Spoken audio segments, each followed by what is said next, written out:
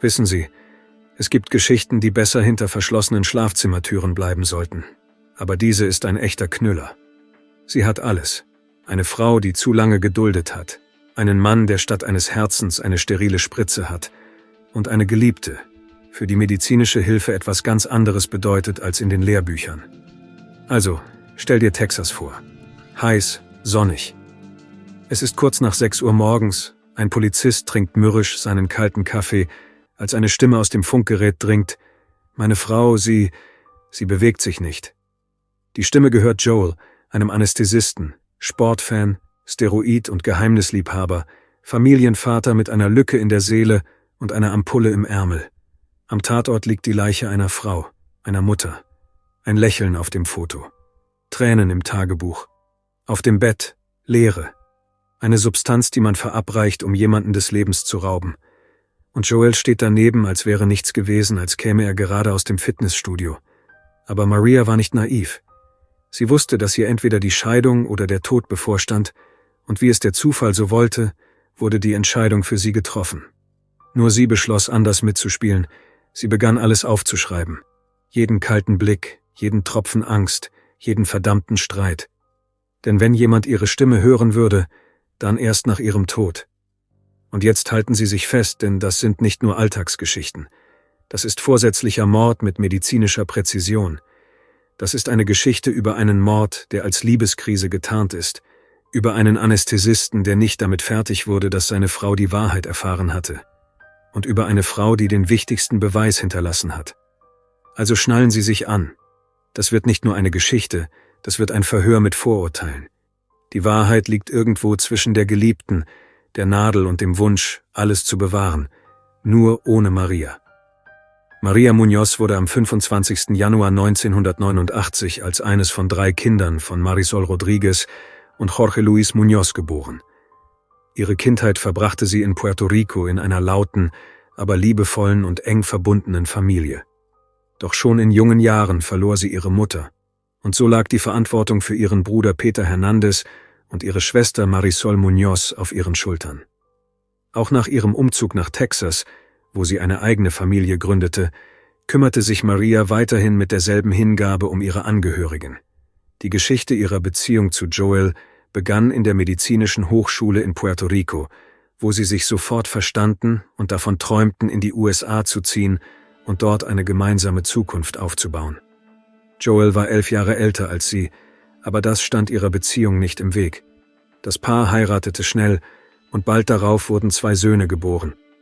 Die Familie zog nach Laredo, nahe der mexikanischen Grenze, wo Joel ein lukratives Angebot als Anästhesist erhielt. Seine Arbeit erforderte hohe körperliche und emotionale Belastbarkeit. Er bereitete Patienten auf Operationen vor, verabreichte Betäubungsmittel, überwachte lebenswichtige Werte und Geräte. Maria widmete sich ganz dem Haushalt und der Erziehung ihrer Söhne. Auf den ersten Blick schien ihr Leben glücklich zu sein. Ein Haus, ein sicherer Arbeitsplatz für den Ehemann, die Erfüllung des Traums vom Leben in den USA. Doch mit der Zeit begann Maria sich unwohl zu fühlen. Joel begeisterte sich immer mehr für Sport und Abnehmen, begann täglich zu trainieren und Steroide zu nehmen, um schnell Muskeln aufzubauen. In den sozialen Netzwerken löschte er Familienfotos und ersetzte sie durch Bilder seines eigenen Körpers und seines neuen Sportwagens. Diese Veränderungen beunruhigten Maria zunehmend, insbesondere nachdem sie die bittere Wahrheit erfahren hatte. Joel hatte eine Liebesbeziehung mit seiner Kollegin Janet Arredondo begonnen. Während Maria den Haushalt führte und sich um ihre Söhne kümmerte, traf sich ihr Mann heimlich mit seiner Geliebten. Ihre Beziehung wurde öffentlich. Sie fuhren sogar zusammen nach Europa. Maria stand kurz vor einem Zusammenbruch. Ihr Leben brach zusammen. Sie verfiel in eine schwere Depression, beschloss aber, um ihre Familie zu kämpfen. Sie hielt ihre Erlebnisse in einem persönlichen Tagebuch fest, in dem sie ihren seelischen Schmerz, ihre Zweifel und ihre Hilferufe niederschrieb. Die Religion spielte eine wichtige Rolle in ihrem Leben, und gerade ihr Glaube gab ihr in schwierigen Zeiten Halt. Trotz allem gab sie Joel eine zweite Chance. Es schien, als bereue er seine Tat und wolle seine Familie retten. Sie fuhren gemeinsam in den Urlaub. Er verbrachte mehr Zeit mit seinen Söhnen. Später stellte sich jedoch heraus, dass Joel die Affäre zu Janet nicht beendet hatte. Einige Monate später fuhr Maria zufällig an einem Haus vorbei und sah Joels Auto im Hof stehen. Da sie das Schlimmste vermutete, ging sie hin und klopfte an. Wie erwartet öffnete er die Tür, in der Wohnung seiner Geliebten. Eine Überwachungskamera filmte, wie Maria mit Joel sprach, der verärgert wirkte. Nachdem sie gegangen war, schlug er vor Wut auf die Scheibe seines Autos. Am nächsten Tag schrieb Maria Joel und schlug ihm vor, die Scheidung mit einem Anwalt zu besprechen. Er schlug vor, alles ohne Anwälte zu regeln, da deren Dienste zu teuer seien. Ein paar Stunden später schickte er ihr eine Nachricht, in der er die Trennung bedauerte und ihr ein offenes Gespräch vorschlug. Trotz allem hoffte Maria immer noch, ihre Ehe um ihrer Söhne willen retten zu können. Die Täuschung und Manipulation zehrten an ihr. Schließlich beschloss sie, die Scheidung einzureichen, erklärte sich aber bereit, sich mit Joel zu einem offenen Gespräch zu treffen. Am Abend des 21. September 2020 trafen sie sich in ihrem gemeinsamen Haus, um über die Trennung, die Scheidungsbedingungen, das Sorgerecht für ihre Söhne und die Aufteilung des Vermögens zu sprechen. Wenige Stunden vor dem Treffen schickte Maria ihrer besten Freundin eine Nachricht mit der Bitte, für sie zu beten. Das war das Letzte, was man von ihr hörte. In der Nacht zum 22. September ging in Laredo ein Notruf ein. Am anderen Ende der Leitung war Joel, der verzweifelt sprach und behauptete, er vermute, dass Maria zu viele Tabletten genommen habe. Als Rettungssanitäter und Polizei am Haus des Ehepaars eintrafen, begannen die Sanitäter, um ihr Leben zu kämpfen. Ihren Angaben zufolge hatten die Eheleute zuvor an diesem Abend Intimitäten geteilt, woraufhin Joel bemerkte, dass Maria bewusstlos auf dem Boden ihres Schlafzimmers lag. Er teilte den eintreffenden Polizisten mit, dass er glaube, seine Frau habe eine Überdosis eines Medikaments genommen, das normalerweise bei Epilepsie und Angststörungen verschrieben wird. Der leitende Ermittler bemerkte sofort einen verdächtigen Umstand. In der Nähe wurden keine Tablettenverpackungen gefunden. Joel selbst behauptete jedoch, er habe sie aus dem Erdgeschoss des Hauses gebracht. Das Medikament war verschreibungspflichtig und auf Joels Namen ausgestellt. Seinen Angaben zufolge sei er nach dem Intimverkehr unter die Dusche gegangen. Bei der Untersuchung stellte sich jedoch heraus, dass die Dusche völlig trocken war, was Zweifel an der Richtigkeit seiner Aussage aufkommen ließ. Die Ermittler konnten nicht genau feststellen, ob Maria absichtlich zu viele Tabletten eingenommen hatte, ob es sich um eine versehentliche Überdosierung handelte oder ob ein Verbrechen begangen worden war. Joel verweigerte die Durchsuchung der Wohnung und erklärte, dass ihm seine Privatsphäre über alles gehe. Um 3:58 Uhr morgens, fast 2 Stunden nach dem Notruf, stellten die Rettungssanitäter die Wiederbelebungsmaßnahmen ein. Vor Ort wurde der Tod von Maria festgestellt. Zum Zeitpunkt des Vorfalls befanden sich die Söhne des Paares im Haus. Während die Rettungssanitäter vergeblich versuchten, Maria zu retten, waren sie in der Nähe.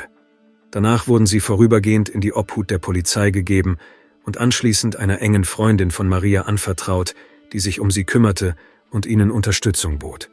Der Tod der jungen und auf den ersten Blick gesunden 31-jährigen Frau weckte ebenso wie das Verhalten ihres Mannes Verdacht. Bereits 1 Stunde nach dem Vorfall wurde Joel auf dem Polizeirevier verhört. Eine Kamera zeichnete sein aggressives Verhalten auf. Er schrie, trat gegen Möbel und war sichtlich nervös. Es war nicht klar, ob seine Reaktion durch die Tragödie oder durch die Vernehmung ausgelöst worden war. Er konnte sich nicht erinnern, wie viele Tabletten des ihm verschriebenen Clonazepams sich in der Flasche befanden und wie viele Maria davon eingenommen haben könnte. Seine Aussagen waren widersprüchlich, was die Ermittler bestätigen konnten. Als das Gespräch auf den Zustand ihrer Ehe kam, gab Joel zu, dass er eine Affäre mit einer Kollegin namens Janet hatte.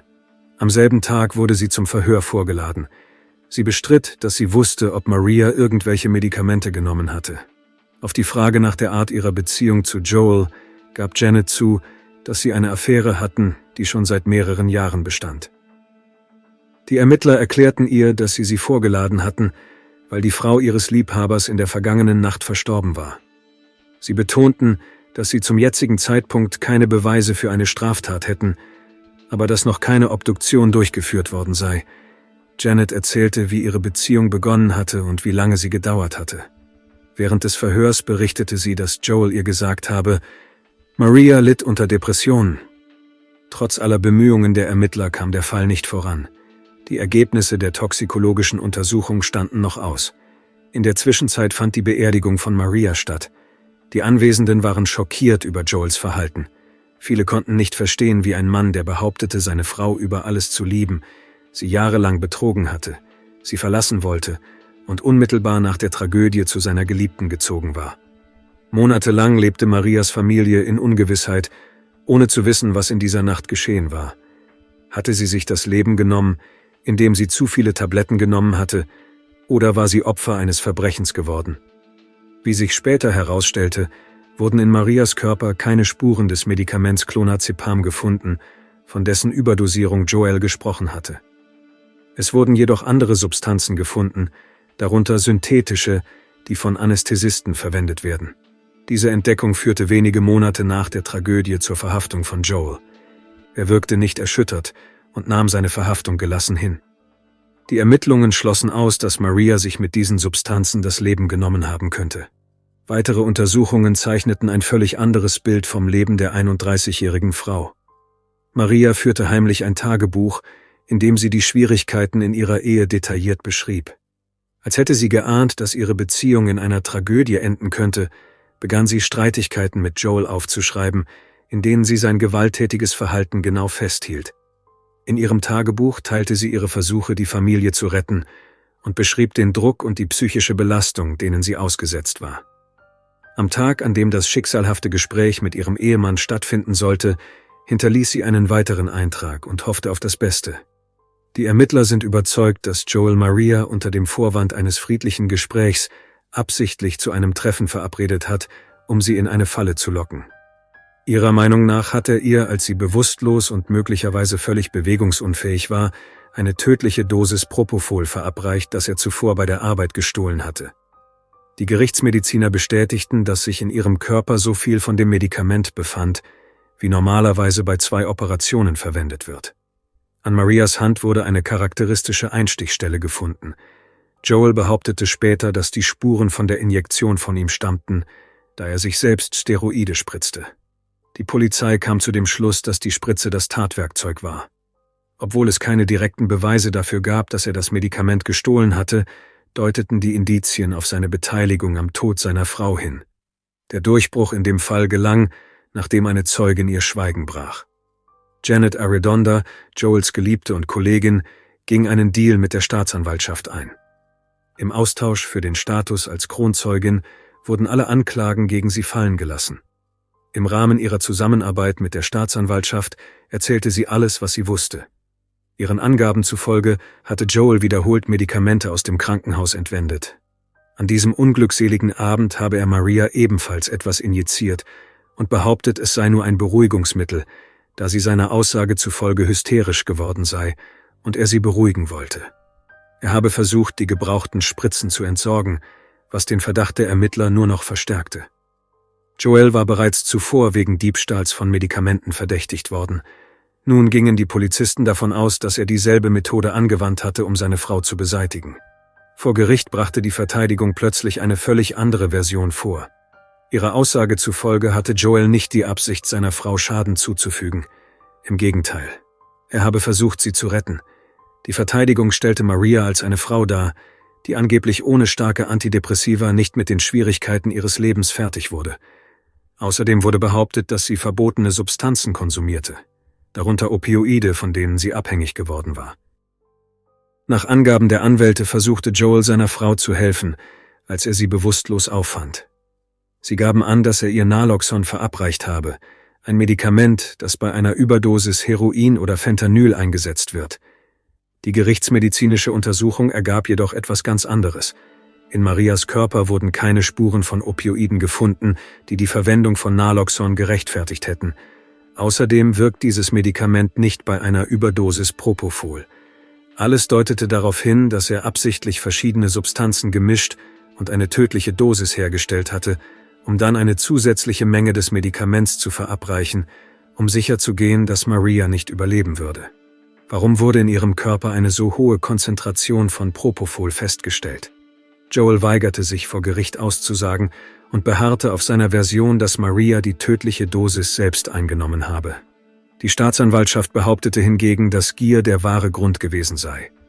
Aus Angst vor der Aufteilung des Vermögens und finanziellen Verlusten habe er sich für das Verbrechen entschieden. Er habe Maria wiederholt geschrieben, dass er kein Geld für einen Anwalt habe und keine Kosten für eine Scheidung aufwenden wolle. Nach Ansicht der Ermittler wollte er einfach nicht alles teilen, was sie gemeinsam erworben hatten. Während des Prozesses trat Janet Arredondo in den Zeugenstand. Sie bestätigte, dass sie mit der Staatsanwaltschaft zusammenarbeitet und im Austausch für ihre Aussage Immunität vor weiterer Strafverfolgung erhalten hat. Im Gerichtssaal erzählte sie, dass ihre Beziehung zu Joel bereits im Oktober 2018 begonnen habe. Etwa zur gleichen Zeit, als ihr zweiter Sohn Valentin geboren wurde. Janet wusste bereits, dass Joel verheiratet war. Sie erinnerte sich daran, wie sie 2019 gemeinsam in Spanien, Griechenland und Frankreich Urlaub gemacht hatten. Trotz Gesprächen über eine Heirat hatten sie keine konkreten Pläne. In der Nacht, in der Maria ums Leben kam, war Janet zu Hause. Am nächsten Morgen gegen 6 Uhr kontaktierte sie die Polizei aus Laredo und informierte sie über den Vorfall. Zu diesem Zeitpunkt lebte Joel bereits seit mehreren Monaten bei Janet. Als sie ihn nach dem Gespräch mit der Polizei sah, bat er sie, die Aufzeichnungen der Überwachungskameras an ihrem Haus für die Nacht vom 21. auf den 22. September zu löschen. Während ihrer Aussage befragte die stellvertretende Bezirksstaatsanwältin Marisela Giacomin Janet zu den Medikamenten, die sie aufbewahrte. Sie gab zu, dass sie medizinische Substanzen bei sich zu Hause hatte, die sie von Joel bekommen hatte. Er hatte bei der Arbeit Zugang dazu. Ihren Angaben zufolge verwendeten sie diese Medikamente für private Zwecke und spritzten sie sich manchmal gegenseitig. Sie erzählte auch, dass Joel ihr gestanden hatte, dass er den Katheter aus Marias Vene gezogen hatte, bevor der Krankenwagen eintraf. Sie erinnerte sich an ihr Gespräch im Auto. Als sie an einem Abwasserkanal vorbeifuhren, fragte sie ihn, ob er den Katheter und die Ampullen dort weggeworfen habe. Er antwortete unklar, meinte aber, dass das keine schlechte Idee wäre. Am selben Tag sagte Sable Miller, eine forensische Expertin, aus. Sie untersuchte Marias Tagebücher, in denen diese traurig wirkte, aber dennoch hoffte, ihr Leben ändern zu können. Miller betonte, dass Maria keine Absicht geäußert habe, sich das Leben zu nehmen. Ihre Aufzeichnungen sprachen eher von dem Wunsch, voranzukommen, als von Hoffnungslosigkeit. Der Einzige, der von ihrer angeblichen Absicht, sich das Leben zu nehmen, sprach, war Joel. Die Verteidigung in Person von Rechtsanwalt Roberto Bali versuchte das Gegenteil zu beweisen, indem sie Auszüge aus dem Tagebuch vorlegte, in denen Maria über den Schmerz schrieb, den Joels Untreue ihr bereitete. In einer Notiz fragte sie sich, warum er 2 Monate gebraucht habe, um die Beziehung zu Janet zu beenden. In einer anderen, die 2 Wochen vor der Tragödie verfasst wurde, schrieb sie, dass ihre Leiden in den letzten 2 Jahren nur noch schlimmer geworden seien. Miller stellte fest, dass sich Marias Zustand in den letzten Tagen ihres Lebens verändert habe. Es gab gute und schlechte Tage, aber insgesamt versuchte sie, die Schwierigkeiten zu überwinden. Die Gerichtsmedizinerin des Bezirks Webb, Dr. Karin Stern, bestätigte, eine gesunde 31-jährige Frau starb an einer kombinierten Vergiftung durch Medikamente. Sie fand keine Anhaltspunkte dafür, dass Maria sich selbst eine tödliche Dosis verabreicht hatte. Nach der Auswertung der Tagebücher, Gesprächen mit Angehörigen und einer gründlichen Untersuchung kam sie zu dem Schluss, dass Maria dies nicht selbst tun konnte. Der Toxikologe William Schröder vom NMC-Labor legte einen Bericht über die in Marias Körper gefundenen Substanzen vor. Darin wurden hohe Konzentrationen von Medikamenten festgestellt, die in der Medizin zur Sedierung, Schmerzlinderung und zur Herbeiführung dissoziativer Zustände eingesetzt werden. Dr. Stern stellte eine große Nadelstichwunde fest, die der Beschreibung einer großen Spritze entsprach.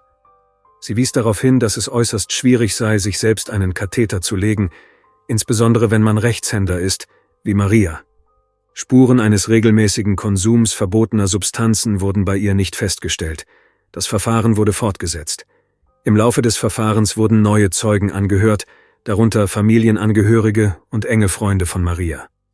Die Staatsanwaltschaft forderte eine lebenslange Freiheitsstrafe, die Verteidigung 5 Jahre Haft. Die Verhandlung dauerte mehr als 8 Tage. Die Schlussplädoyers der Parteien endeten am 30. März 2023 um 11 Uhr. Das Gericht befand Joel für schuldig, eine Straftat begangen und Beweise vernichtet zu haben. Er wurde zu lebenslanger Haft und zusätzlich zu 10 Jahren wegen Beweisverheimlichung sowie zu einer Geldstrafe von $10.000 verurteilt. Es wurden keine Beweise dafür vorgelegt, dass Maria unter einer Sucht litt oder die Welt freiwillig verlassen wollte. Im Gegenteil, sie akzeptierte Joels Untreue und beendete die Beziehung, um mit ihren Söhnen ein neues Leben zu beginnen. Aufzeichnungen von Streitigkeiten und Seiten aus Marias Tagebuch wurden zu wichtigen Beweisen. Dank ihrer Aufmerksamkeit und Beharrlichkeit verfügte die Anklage über starke Indizien. Ohne ihre Aufzeichnungen hätte alles anders ausgehen können. Joel hätte freigesprochen werden können. Letztendlich wurde Maria Muñoz selbst zur Hauptzeugin gegen ihren Mörder. Sie war eine fürsorgliche Mutter und kämpfte für ihre Familie. Obwohl sie die Gerechtigkeit nicht mehr erleben konnte, ermöglichte ihre Stimme, die in ihren Tagebüchern und Aufzeichnungen erhalten geblieben ist, die Aufdeckung der Wahrheit. Maria hatte keine Zeit, ein neues Leben zu beginnen, ihre Koffer zu packen, eine neue Wohnung zu suchen und ihre Söhne am ersten Tag in die neue Schule zu bringen. Sie hat nicht gesehen, wie sie groß geworden sind, wie sie ihren Schmerz überwunden haben, wie sie mit ihrer Wärme in sich aufgewachsen sind. Sie starb in der Nacht, in der sie sich entschloss zu reden. Einfach nur zu reden mit einem Mann, dem sie zu lange vertraut hatte. Mit einem Mann, der ihr einst geschworen hatte, sie zu beschützen. Aber die Wahrheit war stärker als die Angst. Ihre Tagebücher wurden zu ihrer Stimme, als sie selbst nicht mehr sprechen konnte. Die mit Tränen und Hoffnung beschriebene Seiten zerbrachen die Maske der Selbstsicherheit auf Joels Gesicht. Es war Maria, nicht der Ermittler, nicht der Anwalt, die ihn vor Gericht brachte. Weil sie alles im Voraus geahnt hatte, weil sie nicht aufgegeben hatte, selbst als es schien, als hätte sie keine Kraft mehr. Jetzt ist sie nicht mehr nur ein Name in den Akten. Sie ist eine Mutter, die bis zu ihrem letzten Atemzug geliebt hat. Eine Frau, die versucht hat zu vergeben, aber nicht mehr ertragen konnte. Sie hätte Glück verdient. Sie hätte neue Kapitel in ihrem Leben verdient. Aber niemand wird sie für sie schreiben. Und Joel, er wird nie wieder frei sein. Er wird dort bleiben, wo ihm jeden Tag eiserne Türen daran erinnern, dass er nicht nur ein Leben genommen hat, sondern auch eine Zukunft, Liebe und eine Stimme, die einmal hätte sagen können, ich bin wieder glücklich. Aber selbst in ihrer Stille hat Maria alles gesagt.